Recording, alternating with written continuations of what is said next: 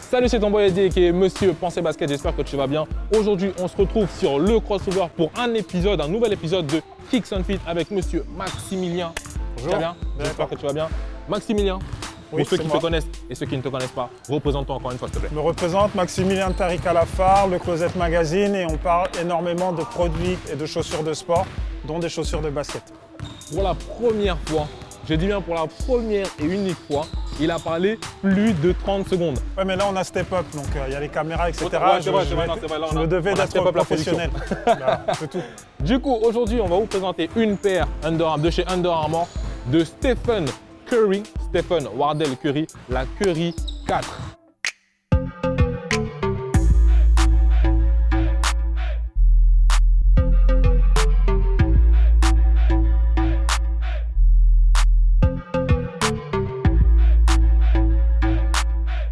Qu'est-ce que tu peux nous dire dessus, Maximilien, s'il te plaît?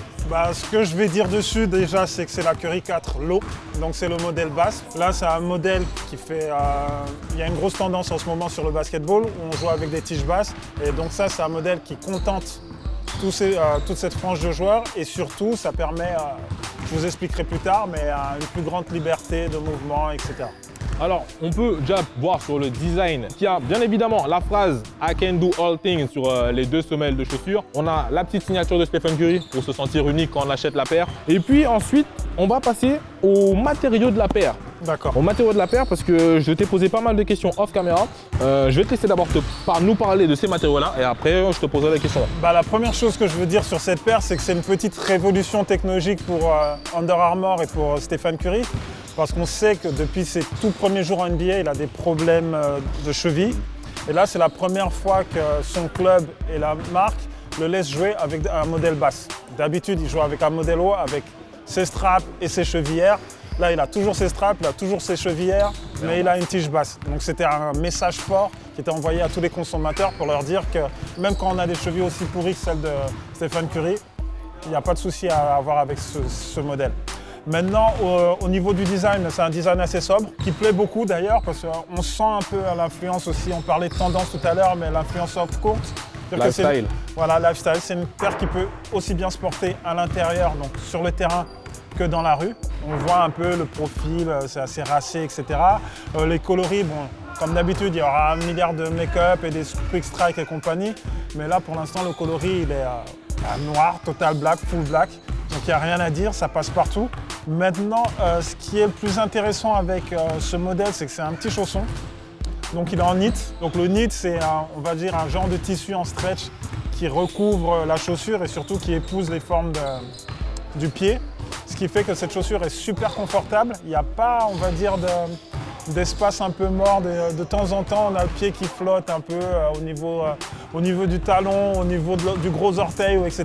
Là, il n'y a rien parce que justement, ce knit permet d'épouser totalement la forme de la chaussure. Mais ce qui est bien, parce qu'on pourrait croire que le knit, justement, ça pose un problème au niveau du maintien, mais on voit qu'à l'intérieur, il y a un revêtement spécial qui fait que le pied est très bien maintenu. Après, comme je vous disais, au niveau de la cheville, tout se joue au niveau du talon, forcément. Voilà.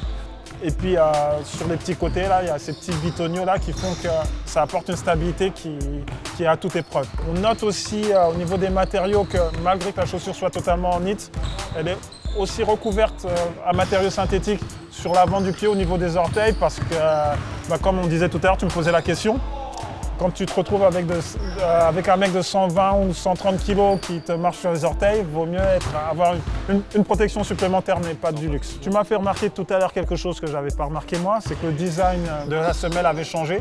C'est possible, en général, ça présage rien de particulier.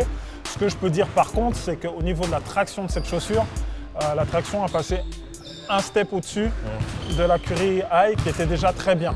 Donc il y a vraiment un très bon grip, même sur un terrain poussiéreux, il n'y a pas de problème, on peut faire des petites accélérations, changer de rythme, etc. La chaussure accrochera toujours tout en gardant la cheville bien maintenue. Et juste une petite question, parce que tout à l'heure tu as parlé du chausson qui était recouvert justement par cette couche, on va dire, de néoprène. C'est rembourré juste autour des chevilles et il y a une autre couche, une autre partie de néoprène juste là. Pourquoi pas tout remplacer en néoprène? Ça c'est pas du néoprène. Ah, c'est pas du néoprène? Non, enfin ça c'est juste du stretch normal au niveau du tendon d'Achille.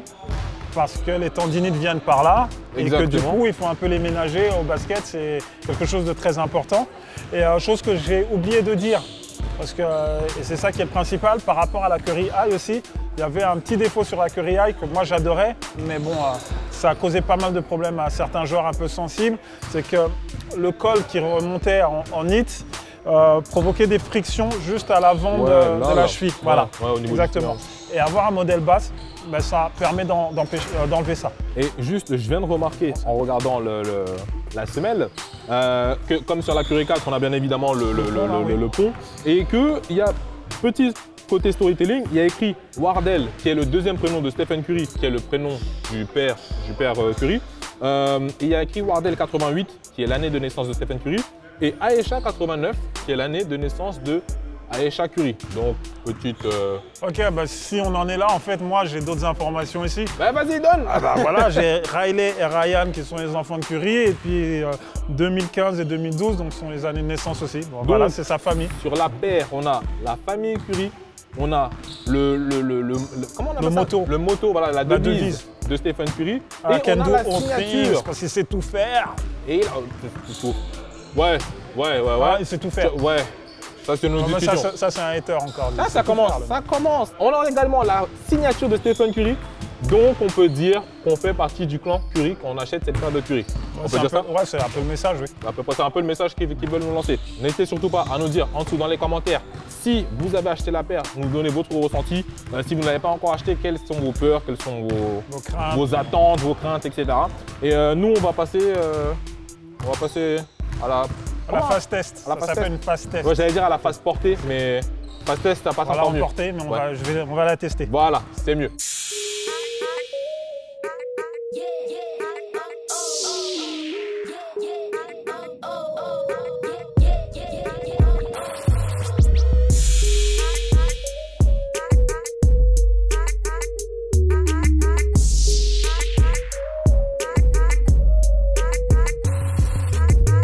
On a fini de tester ces merveilles. Je vais appeler ça merveille. Hein. Merveille? Ah ouais, carrément. Non, mais on va appeler ça merveille. Tu annonces avant d'annoncer. À partir du moment où tu peux jouer avec une paire, c'est une merveille. Ne réfléchissons pas là-dessus. Très bon confort. Pas de douleur aux pieds, pas de douleur d'orteils, etc. Bon, après, j'ai les pieds qui ne sont pas très sensibles en général. Mais là, j'ai vraiment rien à lui reprocher. Cette chaussure épousait parfaitement mon pied. Je lui mets un 9. Moi, je vais lui mettre un 8. Mais un 8 évolué parce que... c'est quoi un 8 évolué? J'étais sûr. Laisse-moi développer mon point. Un 8 évolué parce que j'avais testé les Curry 4. D'ailleurs, c'était les tiennes. Et la problématique, on va dire, que j'ai rencontrée, c'est que la toolbox paraissait un peu fine. Ça fait que pour moi qui ai des pieds un peu plus larges, c'est un peu compliqué à mettre, tu vois. Mais là, franchement, ouais, je me suis bien senti dedans. Et ouais, du coup, je vais lui mettre un bon 8. Voilà, on arrive à la fin de cette vidéo. J'espère qu'elle vous aura plu. Si elle vous a plu, n'hésitez pas à lâcher des pouces bleus juste en dessous et bien évidemment à vous abonner juste soit dans l'endroit où on va mettre là, soit juste en dessous de la description, oui, parce qu'on met souvent sur l'écran, tu vois, c'est un peu quelque part par là. Je remercie Max. Bien évidemment, comme d'habitude, n'hésitez pas à aller vous abonner à tous ces réseaux sociaux, tout ça en dessous dans la description.